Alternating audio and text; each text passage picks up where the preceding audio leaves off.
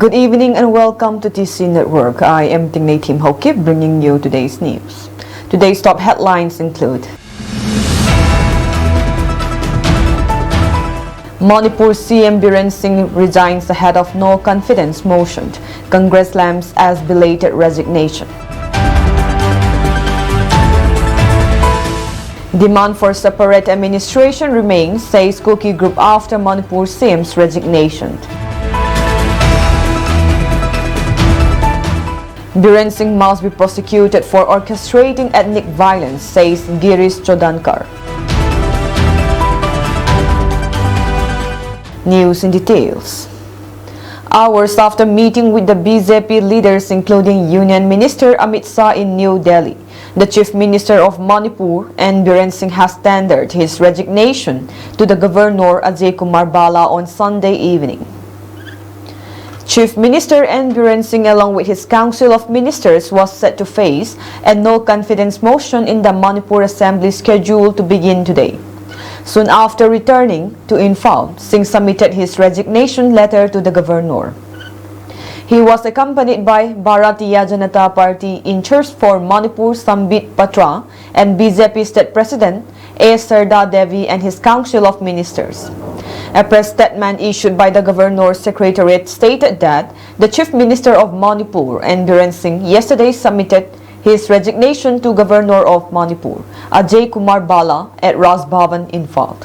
Governor accepted the resignation of the Chief Minister along with Council of Ministers and asked him to continue in office till alternative arrangements are met, said the statement. Biren Singh's resignation comes nearly 2 years after ethnic violence erupted in the state and a few days after the Supreme Court had asked the central government to submit forensic analysis of the audio tapes purported to implicate N. Biren Singh for his role in the state's ethnic conflict by a government laboratory. And analysis conducted by Truth Labs Forensic Services, a private non-profit, had said that comparisons with samples of Singh's public speeches showed that there was a 93% probability that the voice in the leaked tapes was that of the Manipur Chief Minister. Meanwhile, the Congress leaders have slammed the resignation of N. Biren Singh as belated. For nearly 2 years, BJP's CM Biren Singh instigated divisions in Manipur. PM Modi allowed him to continue despite the violence, loss of life and the destruction of the idea of India in Manipur, said Rahul Gandhi. The resignation of CM Biren Singh showed that mounting public pressure, the SC investigation and the non-confidence motion by the Congress have forced a reckoning, he said, adding that the most urgent priority is to restore peace in the state and work to heal the wounds of the people of Manipur. The Congress leader also urged that PM Modi must visit Manipur at once, listen to the people and finally explain his plan to bring back normalcy. In his social media handle, Congress Secretary Jairam Ramesh said the Congress was all set to move a no-confidence motion against the Chief Minister and his Council of Ministers in the Manipur Assembly tomorrow. Sensing the climate, the Manipur CM has just resigned. This was a demand that the Congress has been making since early May 2023 when Manipur erupted, he said. The CM's resignation was belated. The people of Manipur now await a visit by our frequent flyer PM Modi, who is off to France and the USA now and who has found neither the time nor the inclination to go to Manipur this past 20 months, Jairam Ramesh added.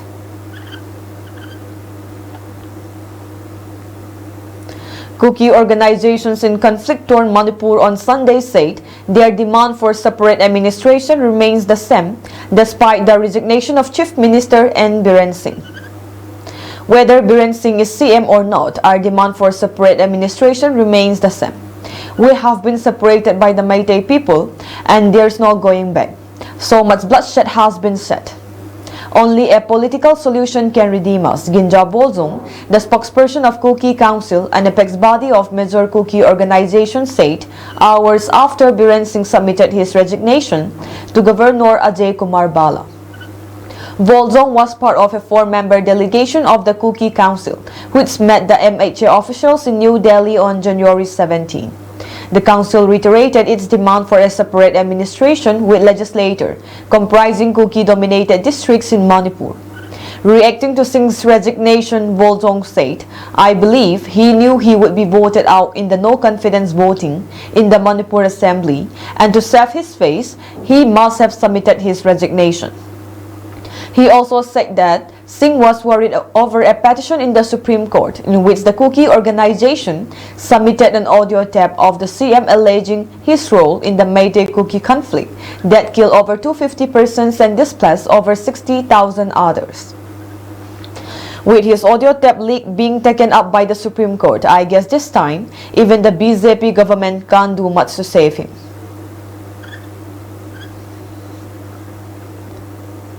In a major political development, Manipur Chief Minister N. Biren Singh has resigned, owing to mounting pressure from the Indian National Congress and opposition forces. Reacting to the resignation, Girish Chodankar, AICC in charge for Manipur, asserted that had Singh stepped down 22 months ago, countless lives would have been saved, property protected, and the trauma inflicted on the people of Manipur averted. Chodankar revealed that the Congress was set to move a no-confidence motion against Singh on the first day of the Assembly session. Additionally, the Speaker was reportedly prepared to act on the disqualification petition against 9 MLAs. However, with no support from legislators and failed attempts to hold on to power, Singh had no choice but to resign. The Congress leader did not stop at Singh's resignation, demanding that he be prosecuted for allegedly orchestrating ethnic violence in the state for nearly 2 years. Biren Singh must be held accountable for allowing militant groups to operate freely, leading to widespread arson and violence against innocent civilians. A thorough investigation is essential, especially after recent leaked audio tapes have exposed his involvement in the unrest, Chodankar stated. He emphasized that every Manipuri affected by the violence deserves justice. The Biren Singh-led administration has fractured Manipur, displacing its residents and causing social, emotional, and economic devastation. Nearly 1 lakh people have been rendered homeless, setting the state back by 50 years, he added. Chodankar credited the Congress party under the leadership of Rahul Gandhi for continuously standing with the people of Manipur and holding both Prime Minister Narendra Modi and Biren Singh accountable for their failure to restore peace. However, he stressed that Singh's resignation alone is not enough. The Congress will not rest until justice is served and the victims' voices are heard, he declared. He also called upon Prime Minister Modi to take responsibility for the violence, condemning his silence on the crisis as completely unacceptable. As political uncertainty looms over Manipur, all eyes are now on what steps the state and central leadership will take next. In the wake of Chief Minister N. Biren Singh's resignation on February 9, Imphal, the capital of Manipur, has witnessed a significant increase in security measures to maintain law and order. The resignation comes amid ongoing ethnic tensions between the Meitei and Kuki communities, which have led to over 250 fatalities and displaced thousands since May 2023. Following the resignation, authorities have deployed substantial numbers of police and security personnel throughout Imphal to prevent any potential outbreaks of violence. Despite the heightened security, the city remains calm with no immediate reports of disturbances or protests. Meanwhile, the resignation has elicited varied responses from political figures. Congress MP Kiran Kumar Chamala commented on the development and said, "After so many months, the resignation has come into existence now. They realize that the Congress is bringing a privilege motion against the government and ministers in the Manipur Assembly, so he resigned on his own. But the issue does not end here. The opposition, especially the Congress party, wants justice to be done to the people of Manipur." BJP MP from Darang Udalguri, Assam, Dilip Saika on February 9 responded to the resignation of Manipur Chief Minister N. Biren Singh, stating that he had received the information but emphasized that it was Singh's personal decision. Speaking on the matter, Saikia noted that the discussions regarding the development would be held within the party and the cabinet before determining the next course of action concerning Manipur, and Biren Singh, a member of Prime Minister Narendra Modi's Bharatiya Janata Party, submitted his resignation to the state governors Ajay Kumar Bala in Imphal. This move came a day before a scheduled legislative assembly session, where the opposition Congress Party was expected to introduce a no-confidence motion against Singh. As the state navigates this leadership transition, security forces remain on high alert to prevent any escalation of violence. The central government has not yet announced a successor, and discussions are ongoing within the BJP to identify a suitable candidate to assume the role of chief minister later today. In a major crackdown on insurgent activities, Manipur police busted a hideout of the outlawed NRFM in Tello Makhalaikai under Lamlai police station, leading to the arrest of 7 cadres involved in extortion and arms threat. The arrested militants have been identified as Moirang Team Somo Kanta Singh, alias Pakpa 26, Thongam Iboton Singh, alias Thoyangba 34, Haisanam Rohit Meitei, alias Mangang Ngamba 32, Yaikom Inaw Singh, alias Chinglai 20, Namay Rakpam Jotin Meitei, alias Pirapa 33, Ningthozam Prem Kumar Singh, alias Punsirol 32, and Himan John Singh, alias Atoiba 33. During the operation, security forces recovered a significant cache of arms and ammunition, including 01 A1 assault rifle with a magazine and 15 live rounds, 1 AK-47 rifle with a magazine and 13 live rounds, 2 Insas rifles with magazines and 12 live rounds, 2 self-loading rifles with magazines and 30 live rounds, and 5 bulletproof jackets. The successful operation is part of ongoing efforts to curb insurgent activities and dismantle underground networks operating in Manipur. Security forces are continuing investigations to track down other associates and uncover further links to the group's operations. Director General of Assam Rifles, Lieutenant General Vikas Lahira, AVSM-SM, reviewed the law and order situation along the Indo-Myanmar border in Manipur's Ukhrul district on Saturday.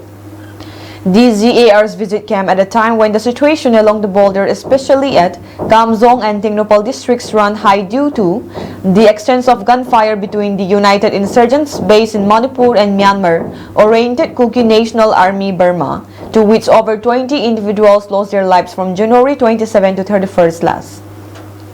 The DZAR visited the sector headquarters at Somsai and the forward company operating base of Tusom in Ukhrul district to review the operational preparedness and interacted with the ex-servicemen and Veer Naris, war widows.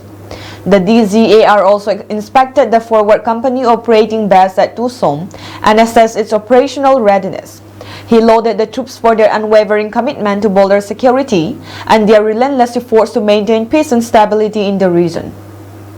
During the visit, the Director General received a comprehensive briefing on various operational and administrative aspects from Deputy Inspector General Brigadier Sandip Singh, SM.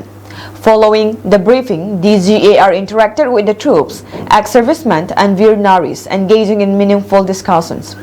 As part of the interaction, DZAR presented a commendation card to C. Hoping Son, the village headman of Bungpa Hulin, for his yeoman service in uplifting the underprivileged of the border villages. During his inspection visit, the Director General was accompanied by Inspector General of Assam Rifles South, IGARS, Major General Raf Rup Singh, YSM, SM, and official statement said. The Kuki Students Organization cycle area in their church towards providing quality education advice to all students who are to appear in the upcoming Class 10 and 12 examination to take the exam fairly. In pursuit of fair examination, the KSO Cycle Education Department had arranged counseling to students in their respective schools twice. Also, on the 8th of February 2025, a joint meeting was held by KSO Cycle along with all private and government schools at Kuki INP Office Cycle. Son Minlal Haukip, Education Secretary of KSO Cycle, during the meeting emphasizes how the KSO are doing their very best by encouraging students and schools to conduct fair examination even though we are in times of chaos and conflict. Getting high percentage through unfair means will mean nothing since that won't help them in their future, especially in their further studies, he said. This present conflict is a very good opportunity for us to remold ourselves into a better one in everything. Cheating is also against Christianity, he added. KSO President Gao Pu Chongloy also warned everyone not to appear exam in place of your kin or friends and that the students should take exam purely on their own knowledge. Cycle Area Private School Association also stressed on the importance of conducting fair exam in the upcoming examinations. They also appreciate the KSO for taking up this initiative. If anyone acts against the resolution of KSO and SAPSA, stern actions will be taken against such lawbreakers. To impart quality education in cycle, Son Minlal Haukip urged everyone, especially the candidates for the upcoming examinations, to cooperate with the KSO and SAPSA.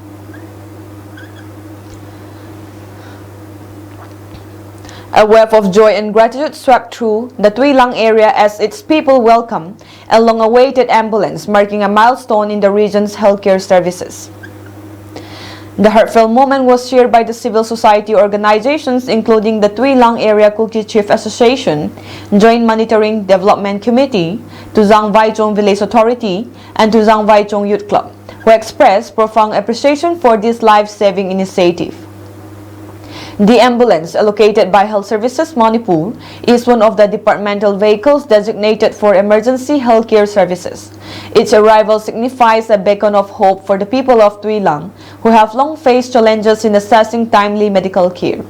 The civil society organizations of Tuilang area conveyed heartfelt gratitude to Dr. Chambo Gonmei, Director of Health Services Manipur, the Chief Medical Officer of Kangpokpi, and the Medical Officer in charge of PAC Tuzang Vaichong for their concern and efforts to allocating the life-saving vehicle. As the vehicle rolled into PAC Tuzang Vaichong, the air was filled with overwhelming joy. Leaders and residents gathered in unison, their hearts brimming with gratitude. With a deep sense of faith, Pastor in charge Pao Hao led a solemn dedication ceremony, invoking divine blessings upon the ambulance, its operators, and the countless lives it is destined to save. For the people of Tuilang, this ambulance is more than just a vehicle. It is a symbol of progress, compassion, and a renewed commitment to healthcare.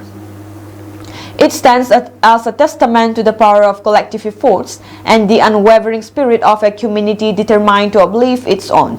As the siren of hope echoes through the hills of Tuilang, the message is clear: no life should be lost for want of a timely medical care. Tuilang celebrates not just the arrival of an ambulance, but the promise of a healthier and safer future. A major security breach occurred on the night of 8 February 2025 when around 30 armed miscreants equipped with sophisticated weapons attacked a police outpost at Kakmayay in Taubal district. The assailants overpowered the police personnel on duty and looted 9 firearms, including 6 self-loading rifles and 3 AK series rifles, before escaping. However, in a swift response, security personnel managed to detain one of the attackers, identified as Hizam Ningthim Singh 49 of Moirang Puril Mamang Laikai. Upon interrogation, Singh was revealed to be a member of the proscribed militant outfit Kangleipak Communist Party KSDP. Following extensive search operations, Manipur police successfully recovered 8 out of the 9 looted weapons on 9 February 2025 from the Ngamukhong foothill area. The recovered arms included 3 AK rifles and 5 SLRs. In the continued crackdown, security forces launched large-scale combing operations in Ningel, Malom, Taubol, and Langathal areas. During the operation, a KCP hideout was busted at Langathal, Jinghong, leading to the seizure of a significant cache of arms and ammunition, including 48 live rounds of instals and AK ammunition, 25 empty cases of assorted ammunition, 11 high-explosive HE grenades, 2 arming rings, 2 tube launchers, 1 carbine SMG magazine, 1 instals magazine, and 1 9mm pistol with a magazine containing 3 live rounds, 1 stun shell, 1 Nikon binocular, 7 shoulder badges of KCP-PWZ and a nameplate marked Lam Mayday, 1 white Maruti Gypsy, 5 bulletproof vests, 4 bulletproof plates, and 3 armor helmets, various military fatigues, and other miscellaneous items. Authorities have intensified their investigations and further operations are underway to locate the remaining looted firearms and other militant hideouts. Security agencies remain on high alert to prevent any further insurgent activities in the region. The incident underscores the persistent challenges of insurgency in Manipur and the resilience of security forces in countering such threats. Further updates are awaited as investigation continues. Security agencies including the Customs Division have arrested a Manipur resident and seized 4 pistols along with ammunition from his possession late Sunday evening at Singichara in Tripura's Howai district. The accused was attempting to smuggle the arms and ammunition illegally into Bangladesh. According to Tripura police sources, officers of the Customs Divisions Agartala received intelligence about an individual from Manipur, allegedly part of a trans-boundary syndicate involved in arms and narcotics trafficking. The suspect was reported to be traveling aboard the Guwahati-Agartala special train from Lumding to Agartala with illegal contraband. Upon developing and verifying the intelligence, officers of the Customs Divisions Agartala closely monitored the suspect's movement. With the destination of the arms delivery uncertain, an intensive operation was launched. The suspect was successfully intercepted near Boulder Post, Singichara, Kauai, while attempting to smuggle the arms and ammunition across the international border into Bangladesh, a security source stated. During the operation, authorities recovered 4 pistols, .32 mm of Russian, US, and Indian made 150 bullets, .32 mm, and 5 magazines from the suspect's possession. Following the seizure, a case was registered under the provisions of the Customs Act 1962. The accused was subsequently arrested and produced before the Chief Judicial Magistrate, Kauai, who has remanded him to judicial custody. Further investigations are ongoing to uncover the full extent of the smuggling network and identify any potential accomplices involved in the illegal arms trade. Amy finance si makhwada sum ke kholna ahin apha sunghi lasom nyu sungbawa hi lasom nyu zo ting le 8% atunga nikla do the hi asum sal hi ahi le sanga le sangsom ne dei zo so ni ke koi thewa hi thlasagi le thlasom li zo le mi za khal ilon mu theiding a hi loan mu theiding ho chu a hi le medical loan, business loan, educational loan, vehicle loan, agricultural loan, chale housing loan ho a hi loan hi kum ni sung hi ding 0.7% bo hi ding a hi iham tia bang si pia thinaman nan tu kha zong le Amy finance in le se do chunga to 3% pi tha ding a hi tuwa na sumne chu tu nya na za cha pe pe le ma khwai pi na za ding ham na sumne pe pe nin na hi nei lo ni khu na ho the lo ni khwa ding in ki khol loizin Amy Finance, Head Office, Chinkontang.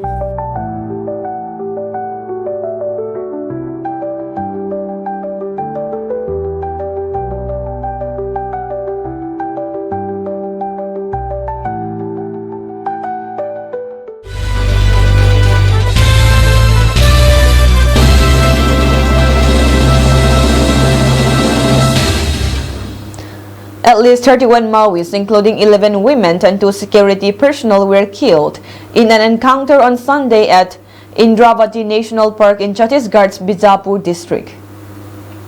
The encounter, which began around 8 a.m., took place inside the national park located about 15 km from the Maharashtra border and 28 km from Bijapur's Farsegarh, the nearest village.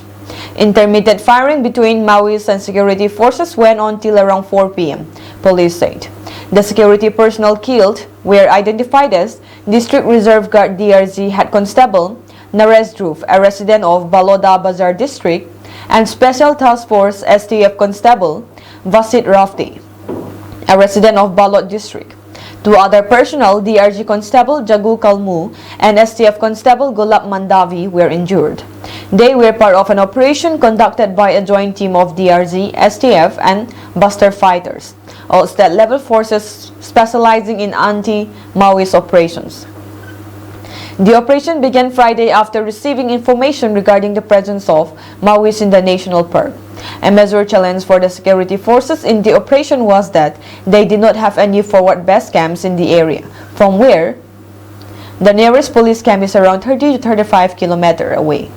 Additional Director General National Operations Vivekanand Sinha told the Indian Express, "We did not have much presence in the national park. Despite this, our forces conducted an operation where it was thought that operations were not possible." Inspector General of Police for Bastar Range Sundaras P said 2 Jawans who suffered injuries were evacuated and carried in an IAF helicopter to a hospital in Raipur for treatment. Their condition is said to be stable and they are out of danger. Weapons including automatic rifles and a barrel grenade launcher, as well as explosives used to make improvised explosive devices, were recovered from the encounter site. Chief Minister Vishnu Deo Sai commended the security personnel involved in the encounter and expressed grief over the deaths of the 2 Jawans. Under our double-engine government, 281 Naxalites have been killed in the state so far in 13 months. 1,033 Naxalites have been arrested and 925 Naxalites have surrendered. Under the leadership of Prime Minister Sri Narendra Modi ji and Union Home Minister Sri Amit Shah ji, our state will become free from Naxalism by March 2026. The security forces are rapidly towards the target, Sai said. This is the second encounter this year at Indravati National Park, where 3 Maoists were gunned down on January 12. The national park area adjoining Abu Smat is believed to be a safe haven for Maoists. Spread across 2,799.08 square kilometers, the park was declared a tiger reserve in 1983. So far this year, 81 Maoists have been killed in encounters. In the same period, 11 security personnel have lost their lives fighting Maoists in the Bastar region. At least 9 civilians, including 5 from Bijapur, have been killed by Maoists this year in the region.